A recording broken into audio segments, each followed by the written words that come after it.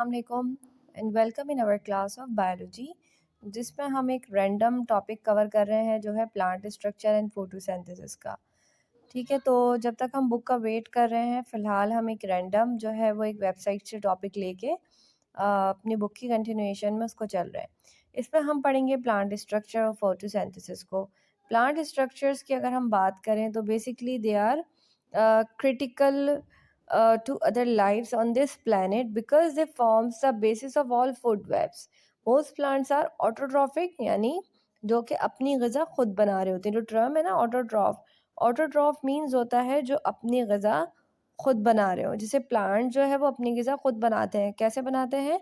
हम उन्हें जो पानी देते हैं, जो न्यूट्रिशन देते हैं, इसके अलावा जो वो सनलाइट से न्यूट्रिशन ले रहे हैं, उसकी मदद से वो अपनी ग़िज़ा खुद बना रहे हैं। हम आगे जाके इसको डिटेल में पढ़ते हैं।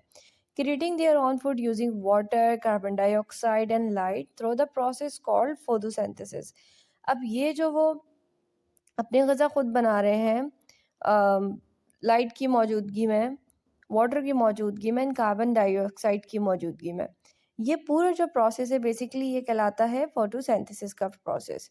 अगर हम फोटोसिंथेसिस की बात करें, फोटो मीन्स होता है लाइट और सिंथेसिस मीन्स क्या होता है कि प्रोसेस बनना।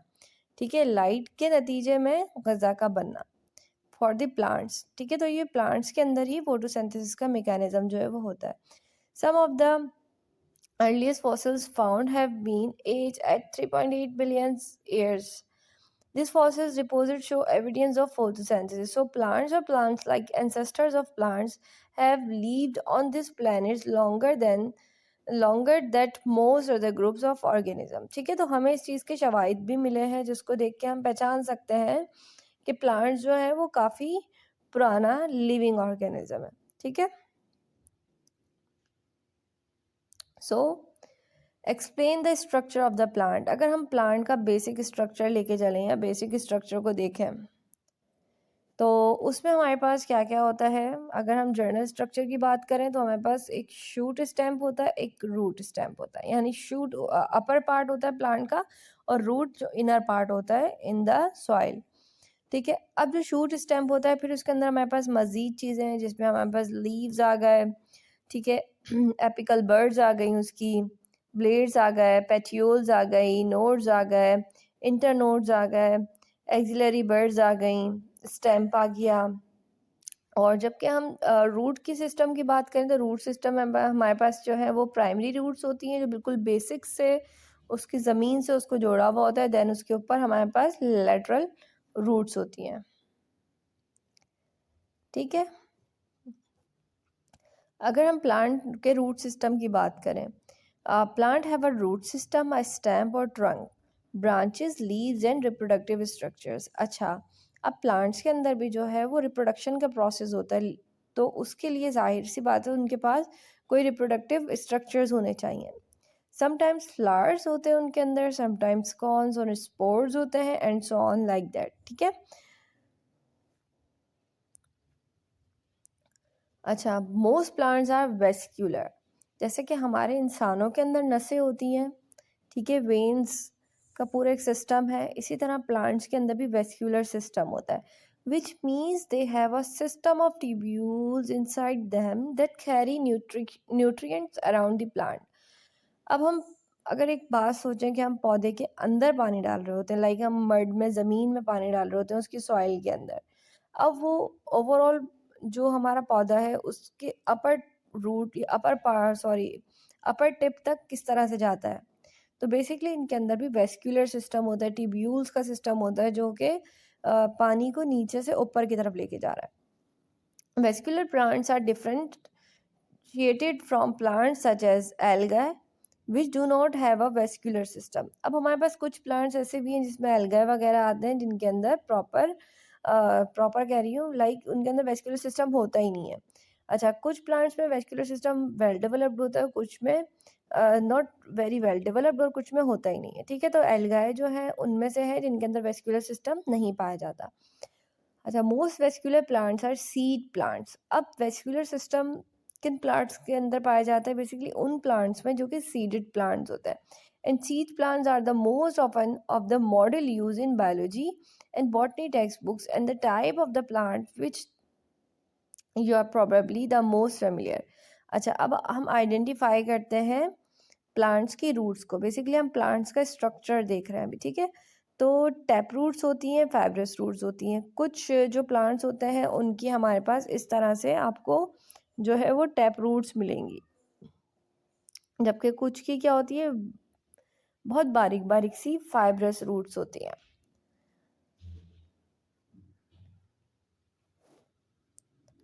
As there are many different types of plants, there are many different types of root system. अब जैसे डिफरेंट डिफरेंट टाइप के हमारे पास प्लांट्स हैं, इसी तरह डिफरेंट डिफरेंट टाइप के हमारे पास रूट सिस्टम है। Each type is structure to serve the need of the plant body based on the metabolic demand of the plant and the environment in which it lives. तो अगर हम बात करें पहली टाइप की, तो हमारे पास टैप रूट्स हैं। टैप रूट्स की हमने ऊपर डायग्राम भी देख लिया, अब हम इसको पढ़ते हैं। Tap roots are the roots that are specialised for reaching water deep in the ground और for storing the nutrients produced by the plant. अब टैप रूट्स जो हैं वो फाइब्रस रूट के मुकाबले में थोड़ी सी मोटी और घनी होती हैं, ठीक है।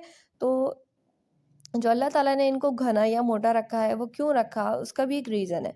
क्या है कि एक तो ये डीप रिच करती हैं सॉइल के अंदर और वहाँ से जो है वो वाटर को एक्सट्रैक्ट कर लेती हैं आराम से। इसके अलावा जो प्लांट अपना न्यूट्रिएंट बना रहा है उसको स्टोर करने में भी काम आ रही होती है। अच्छा, many plants such as sugar beets and carrots have tap root systems that are specialised for storage, ठीक है। अब जैसे हम कैरेट्स वगैरह की बात करें तो बेसिकली ये तो है ही रूटेड प्लांट्स, हम सॉइल के अंदर जो है ये मौजूद होते हैं। तो इनके अंदर जो है वो टैप रूट सिस्टम होता है, ये अपनी न्यूट्रिएंट्स जो है वहीं पे स्टोर कर रहे होते हैं। In fact most familiar part of the carrot और the orange edible portion is a tap root, ठीक है। जिस तरह मैंने बताया कि कैरेट जो है वो खुद ही एक टैप रूट है, और वो बेसिकली ऐसी टैप रूट है जो कि एडिबल है, ठीक है। उसका जो एक ऑरेंजिश पार्ट होता है वो एडिबल होता है, जिसको हम खाते हैं। जबकि फाइब्रस रूट्स की अगर हम बात करें, fibrous root system consist of a network of small roots, ठीक है। इसमें कोई एक रूट नहीं होती, इसके अंदर क्या होता है, बारीक बारीक सी छोटी छोटी सी स्मॉल रूट्स होती हैं। अच्छा, that spreads through out the upper layer of soil, ठीक है, ये ज़मीन की थ्रू आउट, यानी अब हमारे पास जैसे अल्लाह ताला ने हमारी स्किन के लेयर्स दिए हैं, जैसे एपिडर्मिस, डर्मिस एंड हाइपोडर्मिस हमारी लेयर्स होती हैं स्किन की, इसी तरह से सॉइल के अंदर भी क्या है, हमारे पास लेयर्स होती हैं। तो जो फाइब्रस रूट्स होती हैं बेसिकली जो अपर लेयर होती है सॉइल की, वहाँ पे फैली हुई होती हैं। अच्छा, most monocot such as grasses है फाइब्रस रूट सिस्टम। अब जैसे हमारे पास जो ग्रासेस वगैरह हैं नॉर्मली हमारे घरों में, हमारे गार्डन्स वगैरह में होती है, उसको अगर हम ऐसे ही खींच के देखते हैं तो वो बेसिकली अपनी रूट के साथ ही आराम से निकल जाती है। अच्छा, क्यों निकल जाती है, बेसिकली जो इसका अपर पोर्शन है ना, वही जो है वो अ, उसी में अपर लेयर के अंदर ही सॉइल की उसकी रूट्स मौजूद होती हैं, इसलिए वो इजी टू एक्सट्रैक्ट भी हम उसको ज़मीन से निकाल लेते हैं। This roots allowed the plants to access the large area of soil water and mineral. अब ये बारीक बारीक होती हैं, पूरी लेयर पे फैली हुई हैं, तो आराम से इनके पास क्या है, इनका सरफेस एरिया ज़्यादा है, इनके पास जगह ज़्यादा है, ये फैली हुई है दूर दूर तक, तो ये आराम से हर जगह से न्यूट्रिएंट्स जो है वाटर मिनरल्स वगैरह ये सब एक्सट्रैक्ट कर सकती हैं सॉइल यानी मिट्टी में से। The mat-like formation of fibrous roots provides a strong anchor for the plant and also provides the integrity of the top layer of the soil by preventing erosion, ठीक है। तो बेसिकली ये प्लांट को एक फर्मनेस, एक rigidity भी provide कर रही होती है, क्योंकि ये फैली हुई होती हैं और उसके इर्द गिर्द मौजूद होती हैं सॉइल में प्लांट के। इसके बाद हमारे पास एडवेंटिशियस रूट्स आती हैं। Both taproots and fibrous roots are the root system that arise at the base of the plant shoot during the germination. अब जर्मिनेशन वो पीरियड होता है प्लांट का जिसमें हम ये कह लें कि एक जो हमारे पास सीड है वो सोया हुआ है, उसके अंदर से पौधा निकलना है। तो बेसिकली ये सीड जो हमारे पास होता है, उसके अंदर से जो पौधा निकलना होता है, जो उसको प्लांट में चेंज होना होता है, बेसिकली ये जो टाइम होता है, ये टाइम इसका कहलाता है जर्मिनेशन का टाइम, जिसमें हमारे पास डोमिनेंट जो सीड होता है वो एक सीडलिंग में कन्वर्ट हो रहा होता है, ठीक है। तो अब ड्यूरिंग जर्मिनेशन की हम बात कर रहे थे।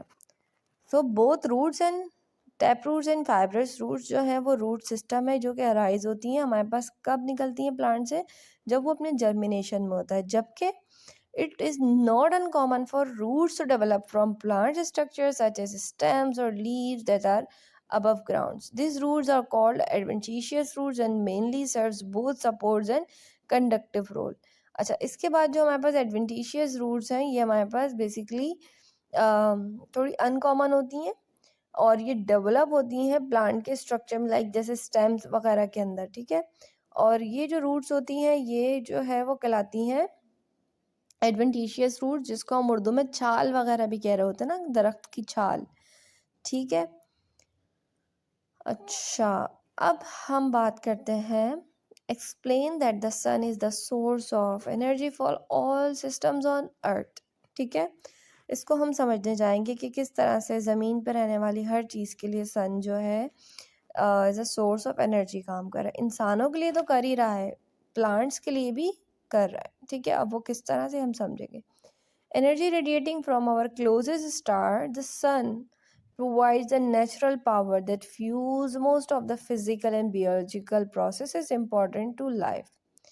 The process includes the movement of Earth's atmospheres, which distributes energy, produce global weather and oceanic circulation. ठीक है, तो ये सन ही है जिसकी वजह से ये सारे प्रोसेसेस जो हैं ज़मीन के ऊपर अमल अंगेज हो रहे हैं, ठीक है, अमल पजीर हो रहे हैं, ठीक है।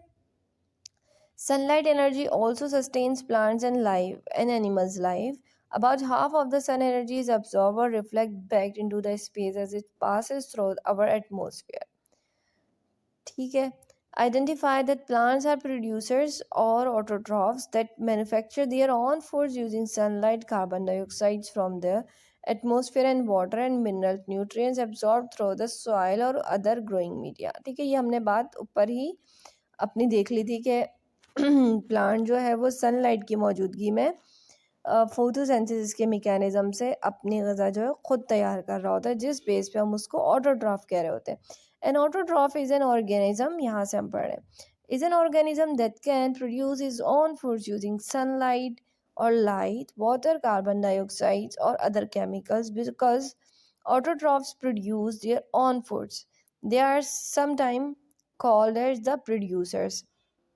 जब ये अपनी ग़िज़ा ख़ुद बना रहे हैं तो इनको हम एज अ प्रोड्यूसर भी कह सकते हैं। Okay, plants are the most familiar type of autotroph, but there are many different kinds of autotrophic organism. ठीक है, इसके अलावा प्लांट के अलावा हमारे पास क्या है, ऑटोट्रॉफ्स में अलगाए हैं which live in water and whose larger forms are known as the seaweeds is autotroph. सही है, इसके अलावा फाइटोप्लैंक्टन्स होते हैं, टाइनी ऑर्गेनिजम्स हमारे पास हैं that leaves in the ocean. ठीक है, तो टिनी जो हमारे पास ऑर्गेनिजम्स हैं वो ओशन वगैरह के अंदर जो रह रहे हैं वो भी बेसिकली हमारे पास ऑटोट्रॉफ है। ठीक हो गया। अच्छा जी, इसके अलावा some types of bacterias are autotroph. Most autotrophs are a process called, use करते हैं ऐसे प्रोसेस को जिसको हम फोटोसिंथेसिस कहते हैं, अपना खाना बनाने के लिए, अपनी ग़िज़ा बनाने के लिए। In photosynthesis autotrophs use energy from the sun. अभी जो हम फोटोसिंथेसिस की ऊपर से बात करते हैं बेसिकली इसमें होता क्या, अब हम बेसिक मैकेनिज्म की तरफ जा रहे हैं। इसमें होता यह है कि जो एनर्जी इनको मिल रही है वो मिल रही है सन से टू कन्वर्ट वाटर। अब जब सन जो है इन प्लांट्स को रोशनी देता है तो ये इनके अंदर जो पानी होता है ये कन्वर्ट करते हैं, और वो पानी इनके पास कहाँ से आ रहा है, बेसिकली सॉइल से आ रहा है, and carbon dioxide from the air, और ये कार्बन डाइऑक्साइड ले रहे हैं एयर से और इसको कन्वर्ट कर रहे हैं न्यूट्रिशन में, जिसको हम कहते हैं क्या, ग्लूकोज। ये अपना ग्लूकोज बना रहे हैं, ऐसा न्यूट्रिएंट बना रहे हैं जिसको हम ग्लूकोज कहते हैं। क्या हो रहा क्या है कि जो प्लांट है वो सनलाइट की मौजूदगी में अपनी ग़िज़ा खुद बना रहा है, ऐसे प्लांट को ऑटोट्रॉफ या प्रोड्यूसर्स कहते हैं। जब इनको सनलाइट मिलती है तो प्लांट के अंदर जो उसकी मड में पानी मौजूद है, ठीक है, ये प्लांट है, इसकी जो मड में पानी मौजूद है ये इसको यूज़ करते हुए और एयर से क्या करेगा, ये कार्बन डाइऑक्साइड लेगा। ठीक है, इनकी मौजूदगी में, तीन चीज़ों की मौजूदगी में ये अपने लिए क्या तैयार कर रहा है, ग्लूकोज तैयार कर रहा है। ठीक है, is a type of sugar. Glucose एक हमारे पास शुगर की टाइप है। The glucose gives plants energy Plants also use glucose to make cellulose, a substance they use to grow and build cell wall. अब जिस तरह सेल वॉल होती है, like एक बॉडी का हमारा सेल है, ठीक है, उसके इर्द गिर्द एक प्रोटेक्टिंग लेयर, एक वॉल है। अब प्लांट्स के अंदर जो है वो सेल वॉल मौजूद होती है, और वो सेल वॉल इनके पास कहाँ से बन रही है, वो बेसिकली ये फोटोसिंथेसिस के मैकेनिज्म से ही अपनी सेल वॉल की इंटीग्रिटी को बनाते हैं ये लोग। अब जब इनकी जो बॉडी में जो शुगर बना था प्लांट के अंदर, जो ग्लूकोज बनी थी, वो कन्वर्ट होगी किसके अंदर, सेलुलोज के अंदर। और सेलुलोज ऐसा सब्सटेंस है जो कि इनके काम आता है ग्रो करने में इनकी cell wall. Identify the leaves as organs where food is produce. अभी हमारे पास अगर हम लीव्स की बात करें, जिस तरह मैंने आपको अभी ह्यूमन लेयर का बताया था स्किन की, इस तरह से ही मैंने बताया था कि प्लांट्स में भी होती है। एपिडर्मिस हो गई, मेसोफिल्स हो गए, स्पंजी मेसोफिल्स हो गए, मॉइस्ट एयर स्पेसेस हो गई, वेन्स वगैरह होते हैं प्लांट्स के अंदर। यहाँ पे देख रहे हैं आपके कार्बन डाइऑक्साइड जो है वो अंदर जा रही है, और प्लांट जो है उसके नतीजे में ऑक्सीजन दे रहे हैं। अच्छा, इसके अलावा प्लांट के अंदर गार्ड सेल मौजूद होते हैं और स्टोमेटा होता है। गार्ड सेल्स बेसिकली क्या होते हैं, बीन शेप सेल्स होते हैं, और इसके बीच में जो स्पेस होती है ये स्टोमेटा कहलाती है। ये ओपन होते हैं, और इस जब इन पे सनलाइट पड़ती है तो ये गार्ड सेल्स जो है वो ओपन हो जाते हैं।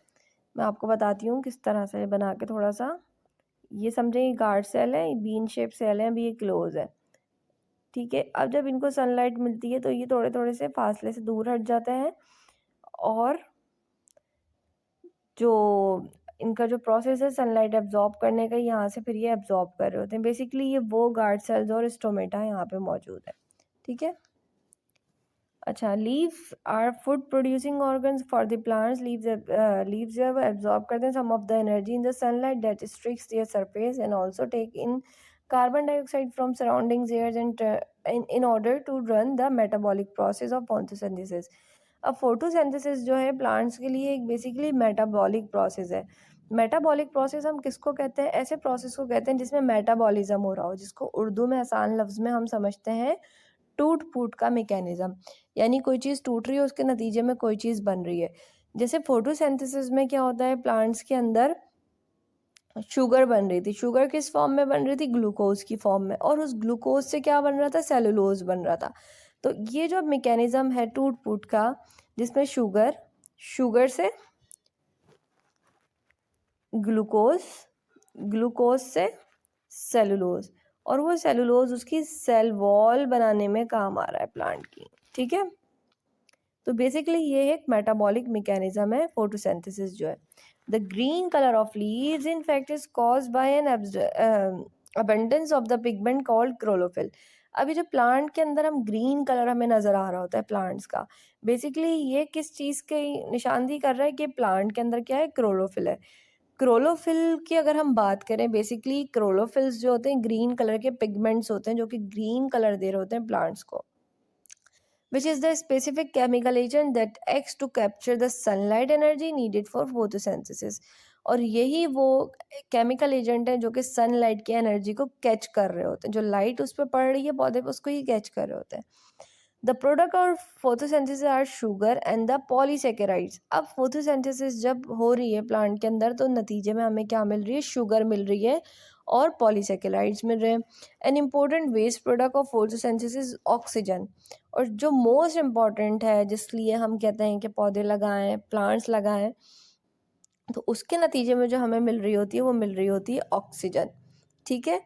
ये एज अ वेस्ट प्रोडक्ट है फोटोसिंथेसिस मैकेनिज्म का, मगर एक बहुत ही इम्पॉर्टेंट प्रोडक्ट भी है ऑक्सीजन जो है।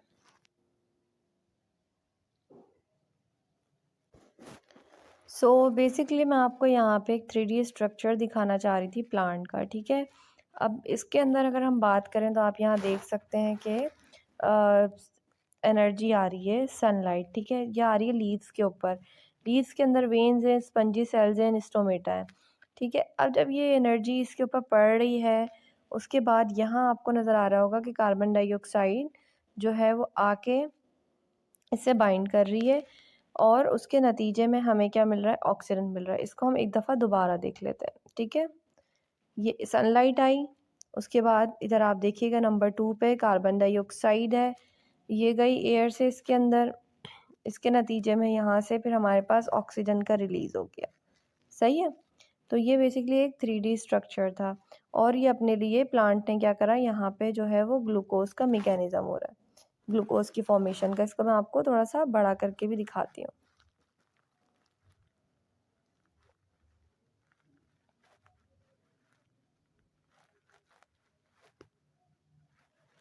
ठीक है, ये देखें, ये रही सनलाइट, ये पड़ रही है लीफ पे। उसके बाद ये देखें लीव्स के ये पार्ट्स हैं, वेन्स, एपिडर्मिस, स्पंजी लेयर। सही हो गया। उसके बाद ये इसकी रूट्स हैं। ठीक है, रूट्स में बेसिकली क्या है, हमने वाटर जो है वो डाला हुआ है प्लांट के अंदर, या उसने सॉइल से वाटर एब्जॉर्ब किया हुआ है। सही है।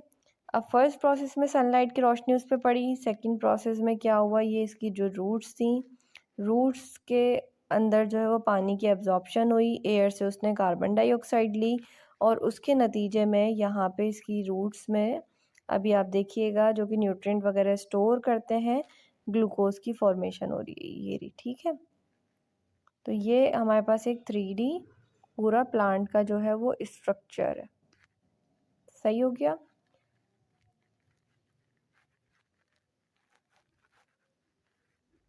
ये देखें, ये रहे इसके स्टोमेटा, ये ओपन हुए हैं और इसमें से जो है वो सनलाइट अंदर जा रही है। बेसिकली ये सब किसकी वजह से हो रहा है, क्लोरोफिल की वजह से, जो कि ग्रीन कलर का पिगमेंट है प्लांट के ऊपर, और एज आ ये करियर इसके लिए काम कर रहा है ताकि प्लांट जो है अपनी ग़िज़ा खुद बना सके और फोटोसिंथेसिस का मैकेनिज्म उसके अंदर हो सके। ठीक है, ये आ गई इसकी स्टेम्स। ठीक है, स्टेम कह रही हूँ, सॉरी, रूट्स।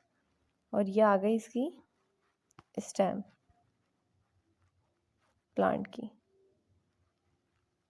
अब रूट्स का हम टाइप्स पढ़ चुके हैं, टैप रूट्स, एडवेंटिशियस रूट्स और फाइब्रस रूट्स।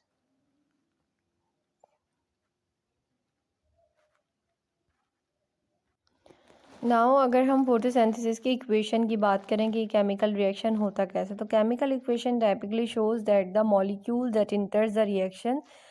अच्छा, अब किसी भी केमिकल इक्वेशन के अंदर दो चीज़ होती हैं, एक रिएक्टेंट होता है और एक प्रोडक्ट होता है, यानी एक जो अमल कर रहा है और उसके नतीजे में जो चीज़ बन रही है वो है उसका product. To the left and the molecules that are results from the reactions, वो हमारे प्रोडक्ट्स होते हैं जो कि राइट साइड पे हैं। ठीक है, सेपरेटेड बाय एरो, जो कि हम बता रहे हैं कि प्रोसेस किस तरह हो रहा है। जब दो रिएक्टेंट ने आपस में क्या किया, एक्ट किया, देन उसके नतीजे में हमारे पास कोई भी प्रोडक्ट बन रही होती है।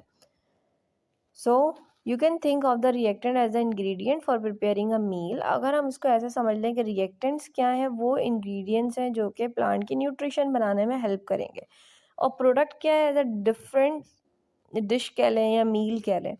With that in mind, let's take a look at the chemical equation for photosynthesis. अब इसमें है क्या, सनलाइट है, कार्बन डाइऑक्साइड मौजूद है, वाटर मौजूद है, ये तीन चीज़ें हमारे पास है रिएक्टेंट। इसके नतीजे में हमें क्या मिल रहा है, ग्लूकोज और ऑक्सीजन। जब सनलाइट जो है वो एक्ट करेगी कार्बन डाइऑक्साइड के साथ, वाटर के साथ, तो हमारे पास जो यहाँ पे कितने कार्बन्स थे, अगर हम देखें तो 6 कार्बन थे। ठीक है, तो यहाँ पे C6, 6 कार्बन पूरे हो गए। उसके बाद अगर हम हाइड्रोजन की बात करें तो 6 2 12, 12 हाइड्रोजन से C6H12, तो हाइड्रोजन्स भी पूरे हो गए। ऑक्सीजन की बात करें तो यहाँ पे हमारे पास 6 ऑक्सीजन है और इधर कार्बन डाइऑक्साइड के साथ हमारे पास 12 ऑक्सीजन है, 6 2 12, तो 12 प्लस 6, टोटल हमारे पास 18 ऑक्सीजन है। तो 6 ऑक्सीजन तो यहाँ पे आ गए C6H12O6 यानी ग्लूकोज के अंदर, और बाकी के जो हमारे पास 12 ऑक्सीजन बचे थे वो हमारे पास एज अ बाय प्रोडक्ट जो है वो फॉर्म हो गए, जिसमें 6O2 यानी 12 ऑक्सीजन के मॉलिक्यूल हमें एयर में जो वो रिलीज कर रहा है प्लांट, वो मिल रहे हैं।